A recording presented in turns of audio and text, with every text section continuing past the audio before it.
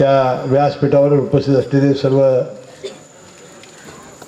राष्ट्रवादी काँग्रेस पक्ष, प्राध्यापक संजय मंडलिकांचे शिवसेनेचे सर्व कार्यकर्ते, प्रमुख मंडळी, भूषण पाटलांचे सर्व कार्यकर्ते आणि बंधू भगिनींनी, तरुण मित्रांनो, या सोनाळी गावामध्ये अनेक सभेच्या निमित्ताने माझं येणं झालं, परंतु आजच्या एवढी विराट सभा मी कधीच बघितली नाही. आणि या विराट सभेच्या दर्शनाने माझी खात्री झाली की येणाऱ्या या निवडणुकीमध्ये प्रचंड मताने माझा विजय झाल्याशिवाय राहणार नाही. आता हे भविष्य सांगण्याची गरज नाही.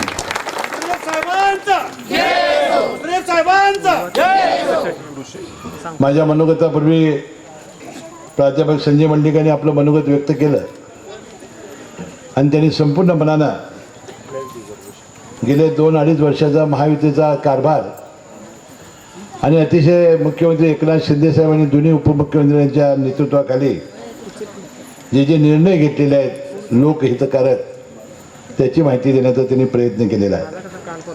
आणि त्यांनी एक मागणी माझ्याकडे केली की या नागनाथ सहकारी पाणीपुरवठ्याच्या निमित्ताने शेतकऱ्यांनी एकत्र येऊन इथं पाणीपुरवठा संस्था केली, परंतु ती व्यवस्थित चालली नाही आणि फार मोठा कर्जाचा बोजा, भूविकास बँकेचा आणि जिल्हा मदती बँकेचा बोजा या संस्थेवर राहिला. अनेक लोकांच्या जमिनी या तारण राहिल्यात, अनेकांना आपल्या अनेक अडचणी कौटुंबिक आर्थिक आल्या आणि भूविकास बँकेने एक निर्णय घेतला, त्यावेळा मीही मंत्री होतो, की भूविकास बँकेने हे संपूर्ण कर्ज हे माफ केलं आणि शेतकऱ्यांचा शेतबारा कोरा केला. आता राहिलं होतं आमच्या जिल्हा मदती बँकेचं थकलेलं कर्ज. परवा शासनाने निर्णय घेतला की त्याची अजून अंमलबजावणी व्हायची आहे, कारण आचारसंहिता सुरू झाली. जी थकबाकी आहे त्याच्या 50% बँकेनं व्याजामध्ये सवलत द्यावी आणि राहिलेलं 50% संस्थेने भरायचं आणि 50% शासनाने भरायचं. मी या प्राध्यापक संजय मंडलिक आणि त्यांच्या NS चौगले सर आणि त्यांच्या सगळ्या सहकाऱ्यांची विनंती मी मान्य करतो आणि यांना जिल्हा मदती बँकेचं 0 कर्ज करून देण्याची जबाबदारी ही माझी राहील. आणि या सर्व जनतेला साक्षी ठेवून, नागनाथला साक्षी देऊन त्याचं वचन मी आज या ठिकाणी देतो आहे आणि हे कर्जमुक्त झाले असं आजपासून समजावं असे मी या निमित्ताने आपल्याला शब्द देतो. परंतु 2019ला विधानसभेच्या निवडणुका झाल्या आणि मला 5व्यांदा आपण विधानसभेत आमदार म्हणून पाठवलं. राज्यामध्ये अनपेक्षितपणानं सत्ता आमची आली, ग्रामविकास खात्याचा मंत्री मी झालो. माझ्या दृष्टीने एक फार मोठी सुवर्ण संधी होती. 34,000 ग्रामपंचायती या राज्यामध्ये होत्या, 28,000 कोटीचं बजेट या खात्याचं होतं. मी मनातल्या मनात शपथ घेतली की 124 आपल्या मतदारसंघामध्ये गावं आहेत, 25 वर्षांनी मला आमदार म्हणून काम करण्याची संधी दिलेली आहे आणि नागनाथाच्या कृपेने 19 वर्ष राज्याच्या मंत्रिमंडळात काम करण्याची संधी मला मिळालेली आहे. आणि कुठल्याही गावामध्ये सत्ता असेल किंवा नसेल, सर्वच विकास कामांना आपण निधी द्यायचा आणि मी कामाला लागलो.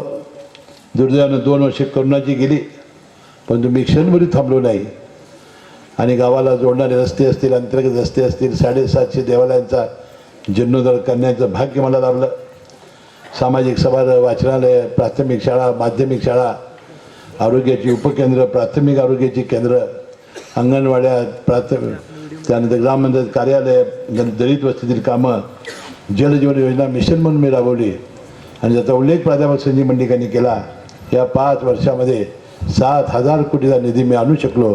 हे भाग्य फक्त तुम्ही दिलेल्या संधीमुळे मला मिळू शकलं, हे सुद्धा मला आवर्जून याचा उल्लेख या ठिकाणी करावा लागेल. मला वाटते गेल्या 2.5 वर्षामध्ये एकाही घटकाला या सरकारनं नाराज केलेलं नाही. कोतवालाचं मानधन वाढवलं, पोलीस पाटलाचं मानधन वाढवलं, आशा वर्करचं मानधन वाढवलं, अंगणवाडी सेविका मदतनीसचं मानधन वाढवलं, CRP जे आहेत त्यांचं मानधन वाढवलं. सगळ्या समाजाची मंडळं काढून त्यांना समाधान करण्याचा प्रयत्न केलेला आहे. मला वाटतं सर्व समावेशक, सर्व जनतेला समाधान देणारं असं काम गेल्या 2.5 वर्षामध्ये या महायुती सरकारनं केलेलं आहे आणि पुन्हा एकदा या महायुतीला प्रचंड प्रमाणात आपण निवडून द्यावं अशी विनंती करण्यासाठी मी आज आपल्यासमोर आलेलो आहे. तुम्हाला कुणालाही हा रोग होऊ नये नागनाथाच्या कृपेने अशी प्रार्थना करतो. झालं तर घाबरू नका, माझ्याकडे या, तुम्हाला मी मुंबईला घेऊन जाईन. मोठ्यातल्या मोठ्या जागाने सुखरूपपणानं ऑपरेशन करून तुम्हाला आणून सोडण्याची जबाबदारी हसन मुश्रीफ या मुलांना आणि भावानं उचललेली आहे. त्याला चिंता करण्याची आवश्यकता नाही. 1 जुलै 2023 एक महायुतीने सरकारने एक चांगला निर्णय घेतला की आपली महात्मा फुले जीवनदान योजना 1.5 लाखाची होती ती 5 लाखाची केली आणि पांढऱ्या रेशन कार्डला सुद्धा ती लागू केली. आयुष्यमान भारत नरेंद्र मोदी साहेबांची 5 लाखाची आणि 65 वर्षाच्या ज्येष्ठ नागरिकांना 10 लाखाचा उपचार अशा आयुष्यमान भारतात हे नरेंद्र मोदी साहेबांनी 2 योजना चांगल्या आणलेल्या आहेत. आता ह्या सगळ्या योजनांची अंमलबजावणी कोल्हापूरच्या बहुतांशी हॉस्पिटलमध्ये होते, गडिंग्लजच्या काही हॉस्पिटलमध्ये केली, बेळगावला आपण लागू केलेलं आहे. म्हणजे छोट्या मोठ्या आजारासाठी आता मुंबईला येण्याची आवश्यकता नाही, आपण ह्या ठिकाणी त्याची व्यवस्था केलेली आहे. बंधू-भगिनींनो, वैद्यकीय शिक्षण खातं माझ्याकडे आलं. 73 वर्ष राज्यसभा स्थापन होऊन झाली. या 73 वर्षात जेवढं काम झालं नाही तेवढं म्हणून मी 15 महिन्यात करून दाखवलं. फार मोठं काम म्हणजे CPR 50 कोटी रुपये त्याला दिले. CPRची फार दुरावस्था झाली होती. 1885 हॉस्पिटल म्हणून शेंडा पार्कला 30 हेक्टर जमीन घेतली, 1100 बेडचं हॉस्पिटल आणि तिथं आपण अनेक व्यवस्था केल्या आणि त्याचं परवा लोकार्पण भूमिपूजन अजितदादा पवारांच्या हस्ते झालं. कागलच्या सांगाव माळाला आपण 100 बेडचं अद्ययावत हॉस्पिटल आणि एक BHMS आणि एक BMS हे 2 शासकीय महाविद्यालयाचं भूमिपूजन आपण कागलला केलं. त्याशिवाय देशाचं पहिलं योग आणि निसर्गोपचार शासकीय महाविद्यालय उत्तूर हे आपल्या मतदारसंघामध्ये त्याचे आपण भूमिपूजन केलं. म्हणून मी आढावा असा घेतला की गेल्या 5 वर्षात आणि विशेष 25 वर्ष आपण जी सेवा करण्याची संधी मला दिली त्यामध्ये आपण विकासाचं काम किती करू शकलो. आपल्याला जी संधी मिळाली त्यामध्ये संजय गांधी निराधार योजना असेल, मोफत ऑपरेशन असतील, बांधकाम कामगार असेल किंवा वैद्यकीय शिक्षण यामध्ये प्रचंड काम कसं केलं आणि गेल्या 2.5 वर्षात महायुती सरकारनं आणलेले सगळे निर्णय आपण कशा पद्धतीने राबवलं याचाही उहापोह करण्याचा प्रयत्न केलेला आहे. 25 वर्ष समर्पित भावनेनं करणारा एक उमेदवार तुमच्यासमोर आहे आणि दुसरे जे उमेदवार आहेत ते कपट, कारस्थान आणि विरोधकाला तुरुंगात घालायचं, त्याच्या कुटुंबियांना तुरुंगात घालण्याचं एक षडयंत्र असणारा एक व्यक्ती तुमच्याकडे उमेदवार म्हणून आहे. म्हणून संजय गांधी निराधारच्या प्रकरणामध्ये त्या तक्रारी करायच्या, त्यांच्या चुलीत पाणी ओतायचं, बांधकाम कामगारांच्या तक्रारी करायच्या, गरिबांच्या सातत्याने जीवनामध्ये अडचणी कशी येतील बघणारा एक उमेदवार आज आपल्यासमोर आहे. म्हणून परवा तर त्यांनी कहरच केला, त्याचा उल्लेख आता मगाशी विजय काहीने केला की सिंधेलीच्या 11 दलित कांबळे कुटुंबियांची 5.5 एकर शाहू महाराजांनी दिलेली जमीन 1957चे ते संरक्षक कुळ म्हणून हातात सत्ता येताच त्यांनी मामदाला हाताला धरला, त्यांना नोटीससुद्धा काढली नाही आणि म्हणून त्यांना हाकलून काढलं आणि ज्यावेळी ते कसायला गेले त्यावेळी पोलिसांना ताब्यात दिलं.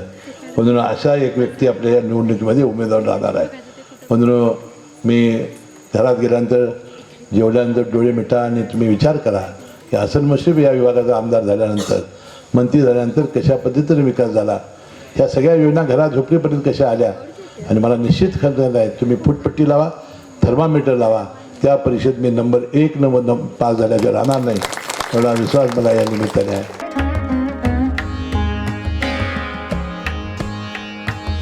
सणासुदीचा आनंद द्विगुणित करा वारणा उत्पादनांसोबत. वारणा श्रीखंड, तूप, दही, दूध, लस्सी, बटर, चीज आणखी बरंच काही. सणासुदीच्या काळात शुद्ध आणि सात्विक वारणा उत्पादने घरी आणा. वारणा, आनंद अस्सल चवीचा.